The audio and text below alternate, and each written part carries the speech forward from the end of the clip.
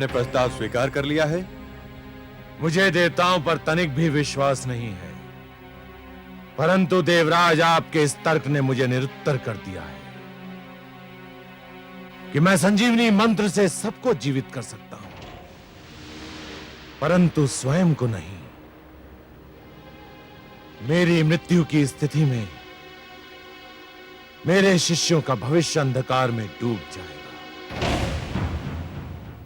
अपने शिष्यों के हित के लिए मुझे आपका प्रस्ताव स्वीकार करने में कोई आपत्ति नहीं है।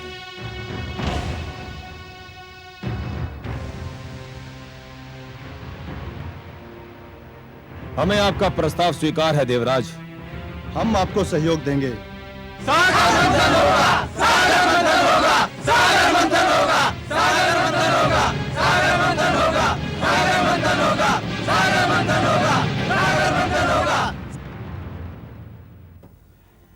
आज तो हमारे देवराज ने चमत्कार कर दिया महादेवी। जिस प्रकार ज्वार के समय समुद्र की लहरें तट को तोड़कर आगे निकल जाती हैं, उसी प्रकार आज देवराज इंद्र के तर्क दानवों की बुद्धि के आगे निकल गए। जैसे सूर्य दीपक की महत्ता को कम कर देता है, वैसे ही आज देवराज ने दैत्य गुरु शुक्राचार्य को निरुत्तर कर दिया। जिस युद्ध को देवराज हार चुके थे, उसी युद्ध को उन्होंने दानवों की सभागार में जीत लिया। उन्होंने यह सिद्ध कर दिया देवी कि युद्ध केवल रणक्षेत्र में नहीं होता, विवाद क्षेत्र में भी होता है, और उसे विवाद क्षेत्र में जीता भी जा सकता है। भोर समय का भूला सांझ पड़े घर लौट आए तो उसे भूला नहीं कहते। लगता है देवराज वास्तव में ठोकर खाकर संभल गए हैं। आज तो उन्होंने दैत्य गुरु शुक्राचार्य जैसे विद्वान को भी तर्कहीन कर दिया। हाँ, परंतु हमारे देवराज का मन सूर्य की भांति बड़ा विचित्र है देवी। जब अंधेरे से सवेरा निकलता है, तब सूर्य की किरणें बहुत शीतल होती हैं, परंतु जैसे जैसे दिन चढ़ता जाता है, वैसे उन किरणों की शीतलता लुप्त हो जाती है और वही किरणें ताप की वर्षा करने लगती हैं। अभी तो हमारे देवराज के मन में पराजय का घाव हरा है। जब यह घाव भर जाएगा, तब हमारे देवराज इंद्र कितने विनम्र रहते हैं, यह देखना आवश्यक है देवी। परंतु आज तो वे दानवों से सहयोग प्राप्त करने में सफल हो ही गए। आपके परामर्श के अनुसार सागर मंथन तो होकर ही रहेगा। हाँ महादेवी, देवराज की सफलता यह दर्शा रही है कि उनका कार्य तो समाप्त हो गया। अब मेरा कार्य आरंभ होना है। दानव सागर मंथन के लिए उतावले हैं, तो फिर हमें भी देर नहीं करनी चाहिए। पक्षीराज,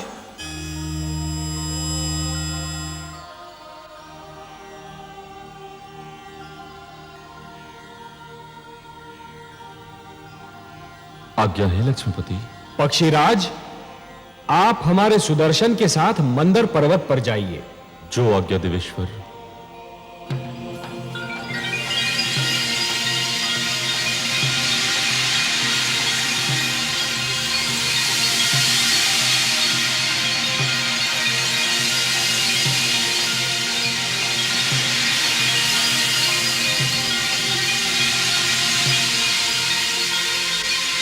हे सुदर्शन, आप पक्षीराज के साथ मंदर पर जाइए और मंदर पर्वत को जड़ से काट दीजिए।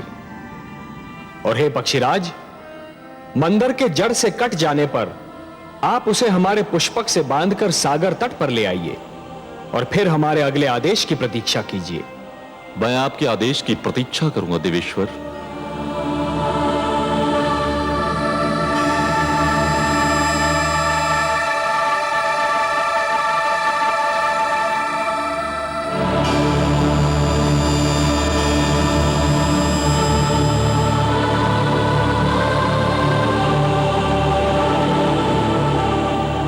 सुदर्शन, आप अपने कार्य का शुभ आरंभ कीजिए। मैं पुष्पक लेकर लौटता हूं।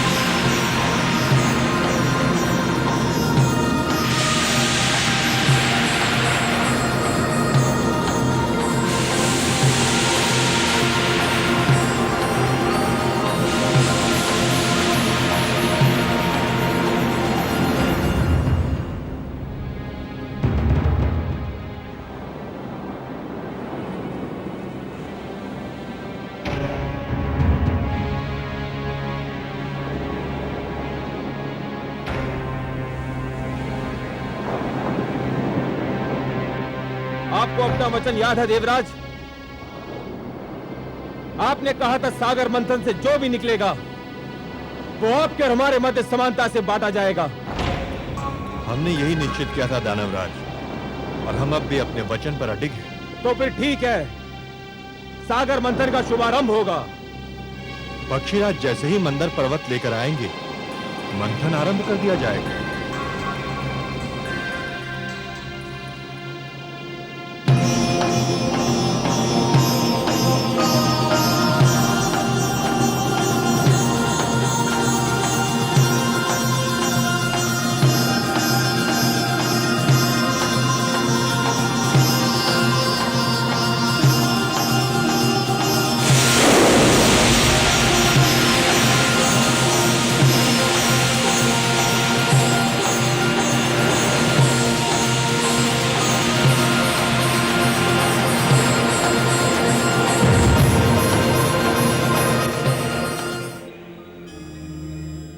नारायण नारायण। आइए देवर्षि।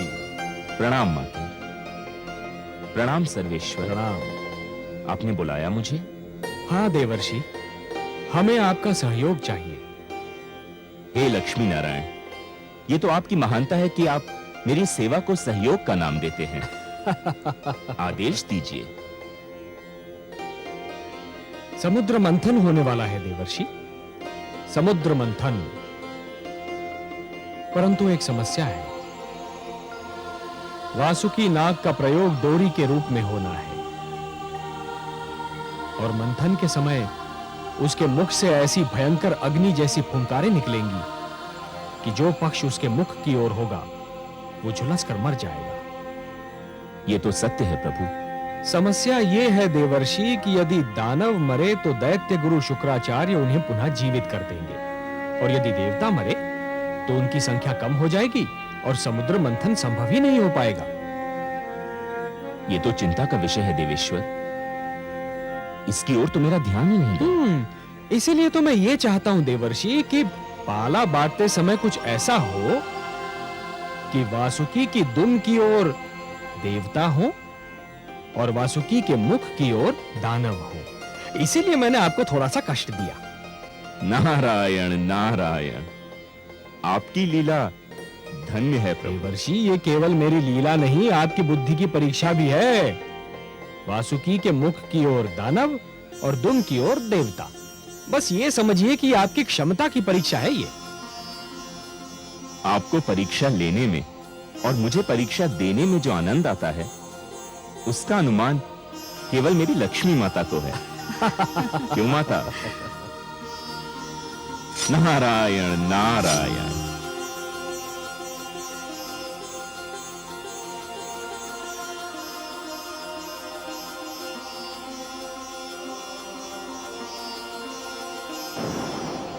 नहीं देवराज, हम दुम का छोर पकड़ेंगे और तुम देवतागण मुख की ओर रहोगे। ये नहीं हो सकता। दानव पक्ष वासुकी के मुख का छोर पकड़ेगा और हम दुम की ओर रहेंगे। दानवराज ने जो कह दिया वही होगा। हमारे देवराज के निर्णय भी कोई नहीं बदल सकता। तो फिर समझ लो संधि समाप्त हो गई और समझौता भी टूट गया। नारायण नारायण। आइए देवर्षि, स्वागत है।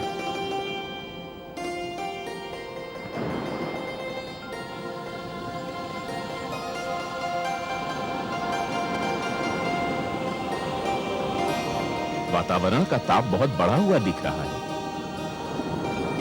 किस विवाद ने ताप को बढ़ा दिया है? देवर्षि, आप ही निर्णय कीजिए। हमारा कहना है कि दानव वासुकी के मुख का छोर पकड़ेंगे और देवता दुम का छोर, पर ये दानव मान ही नहीं रहे हैं। हे देवर्षि, समझौते का प्रस्ताव देवराज लेकर आए थे, हमने मान लिया। अब हम प्रस्ताव रख रहे हैं तो देवराज क्यों नहीं मानते? उचित है, सर्वथा उचित है। देवराज, दानवराज का तर्क बुद्धिसंगत है। ये आप क्या कह रहे हैं देवर्षि? आप तो दानवों का पक्ष ले रहे हैं। मैं पक्ष नहीं ले रहा हूं देवराज, मैं तो वही कह रहा हूं जो न्याय संगत है। हे देवराज, शरीर में मुख श्रेष्ठ होता है या पांव? 100% मुख।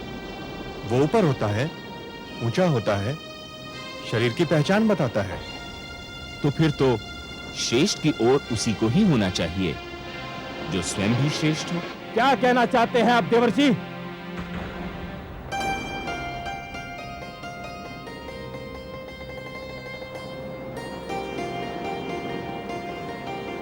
मैं ये कहना चाह रहा हूं दानवराज कि जिस प्रकार शरीर में मुख श्रेष्ठ होता है, उसी प्रकार सृष्टि में देवता श्रेष्ठ हैं।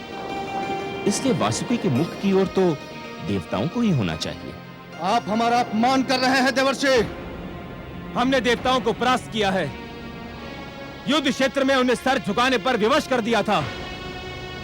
देवता श्रेष्ठ थे, अब नहीं है, और पराजित कभी श्रेष्ठ नहीं हो सकता। अब तो केवल हम श्रेष्ठ हैं। उचित है, सर्वथा उचित है। इस विषय पर तो मैंने भी नहीं सोचा था। श्रेष्ठ वही होता है जो विजयी होता है।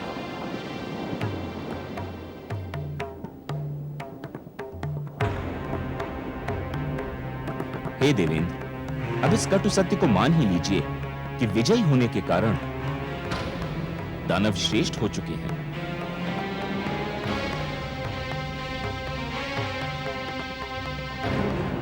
हे दानवराज, श्रेष्ठता की कुछ मांगे होती हैं, और प्रथम मांग यह होती है कि उसे हमेशा श्रेष्ठ की ओर रहना पड़ता है। यह मांग तो तभी पूरी हो सकती है जब आप वासुकी के श्रेष्ठ भाग की ओर हो। यदि श्रेष्ठ की यही मांग है, तो हम वासुकी के मुख की ओर का पाला स्वीकार करते हैं।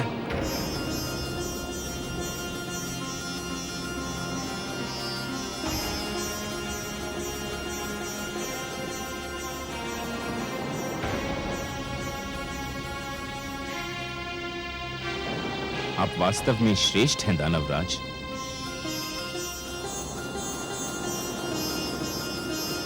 देवर्षि नारद की जय! देवर्षि नारद की जय! देवर्षि नारद की जय! नारायण नारायण। नारद के इस खेल से दानव थे अनजान, जीत हुई फिर ज्ञान की, हार गया अज्ञान। सागर मंथन के लिए दोनों दल तैयार, लेकिन क्या हो पाएगा देवों का उद्धार।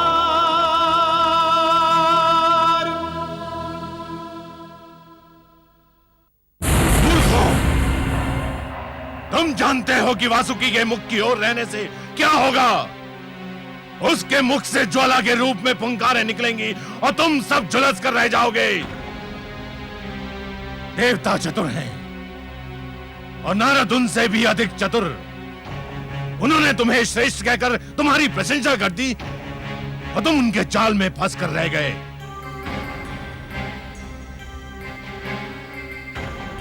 परंतु गुरुदेव, अब तो हमने उनका प्रस्ताव मान लिया है। यदि अब हमने उनका निर्णय नहीं माना, तो हमारे अपने लोग हमें संदेह की दृष्टि से देखने लगेंगे।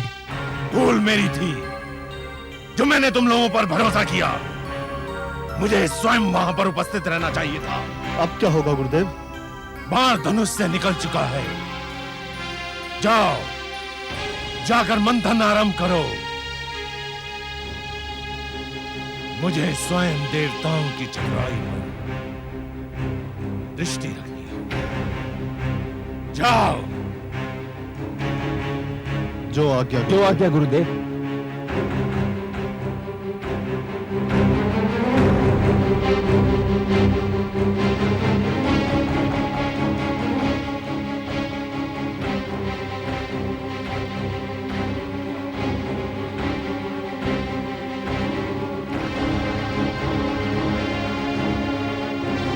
सर्वानु,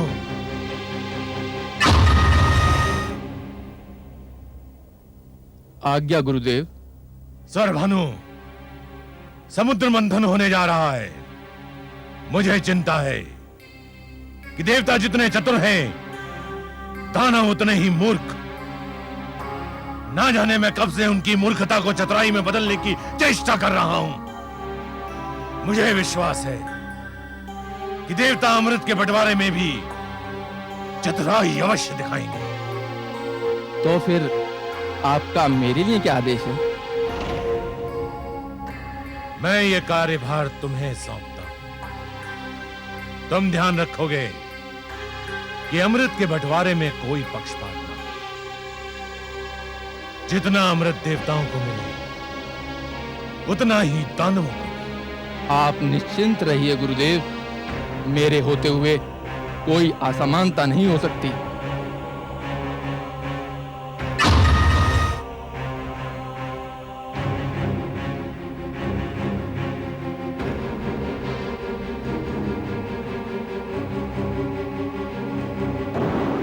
हे पक्षीराज, अब पर्वत को उठाइए और इसे समुद्र के बीचों बीच रख दीजिए।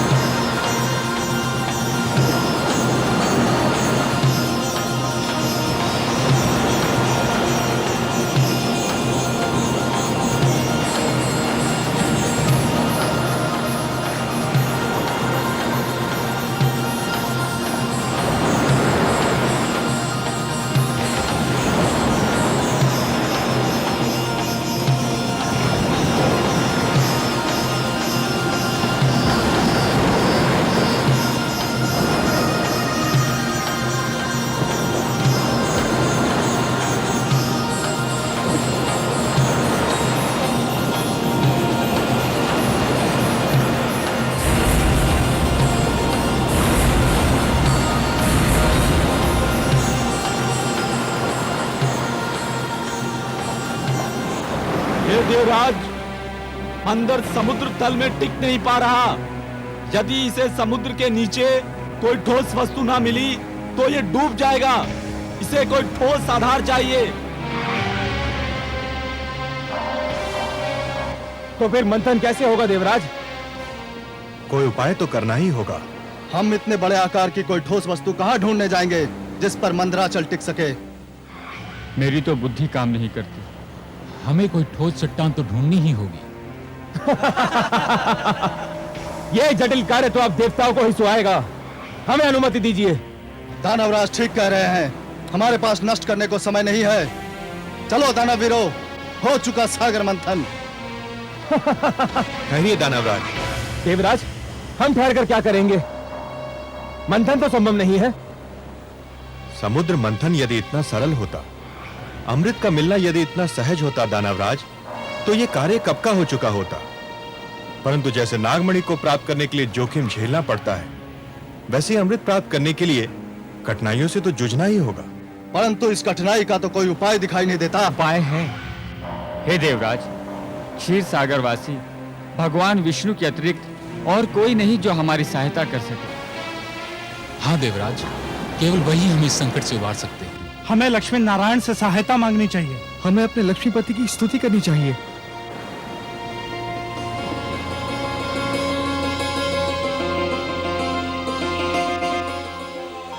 ये धरती से पुकार उठ रही है।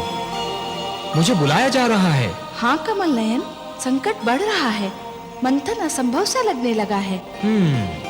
और यदि मंथन नहीं हुआ तो जीवन संकट में घिर जाएगा। देवता अमृत से वंचित रह जाएंगे और दानव संस्कृति की जीत हो जाएगी। परंतु हे कमल नयन, मंथन कैसे होगा? मंदराचल तो समुद्र में डूबा जा रहा है।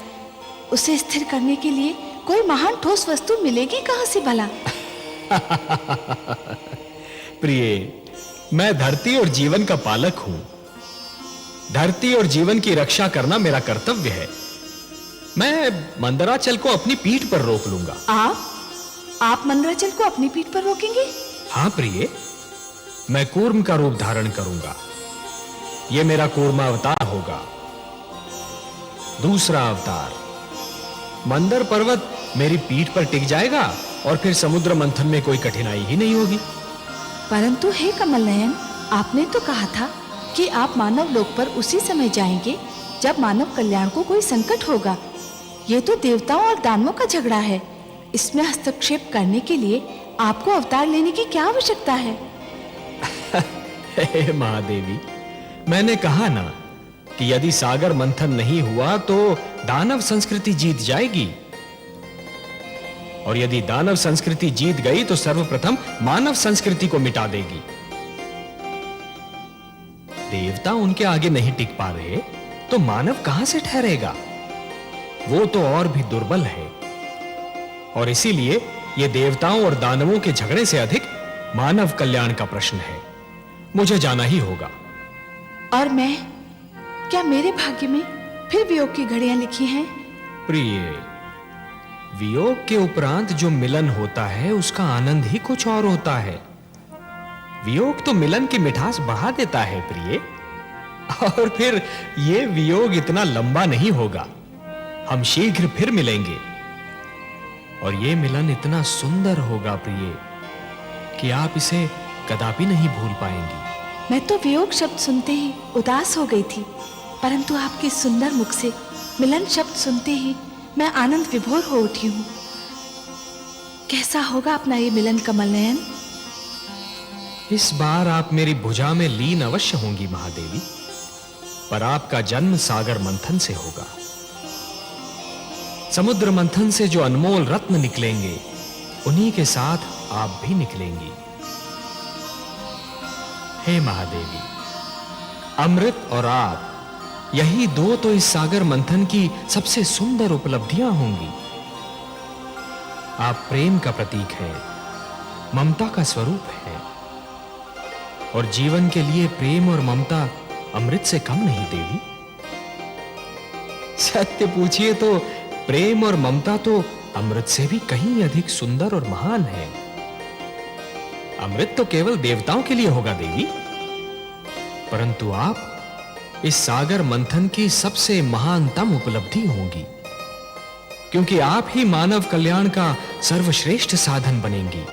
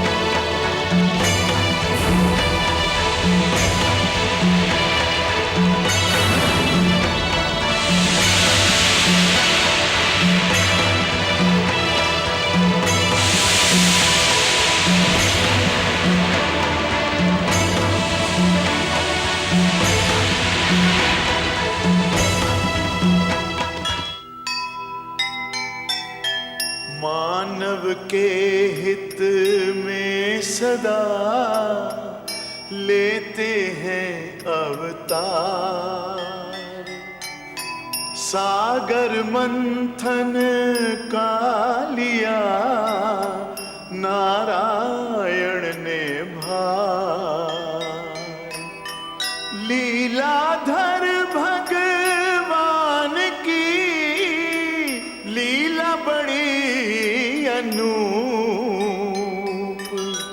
धरती के कल्याण को लिया कुर्म का रूप, लिया कुर्म का रूप।